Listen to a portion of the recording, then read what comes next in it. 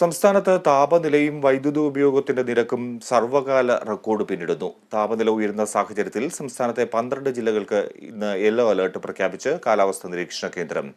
ചൂട് കൂടുന്നതിനനുസരിച്ച് പൊതുജനം പാലിക്കേണ്ട മുൻകരുതലിനെ കുറിച്ചുള്ള നിർദ്ദേശങ്ങളും കാലാവസ്ഥാ വകുപ്പ് പങ്കുവയ്ക്കുന്നു.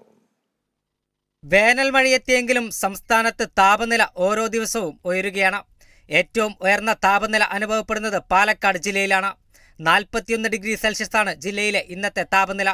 കൊല്ലം ജില്ലയിലും ഇന്ന് ഉയർന്ന താപനില അനുഭവപ്പെടുമെന്നാണ് കാലാവസ്ഥാ നിരീക്ഷണ കേന്ദ്രത്തിന്റെ മുന്നറിയിപ്പ്.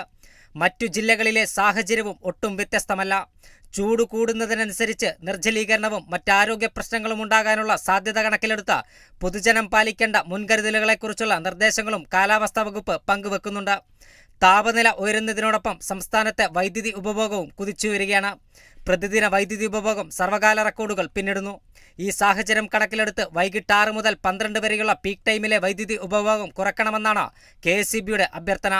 അതേസമയം വരും ദിവസങ്ങളിൽ എല്ലാ ജില്ലകളിലും വേനൽമഴ എത്തുമെന്നും കേന്ദ്ര കാലാവസ്ഥാ വകുപ്പ് അറിയിക്കുന്നു. മഴയെത്തുന്നതോടുകൂടി നിലവിലെ താപനിലയ്ക്കും വൈദ്യുതി ഉപഭോഗത്തിനും കുറവുണ്ടാകുമെന്ന ആശ്വാസത്തിലാണ് KSEB. Kerala vision news, Thiruvananthapuram.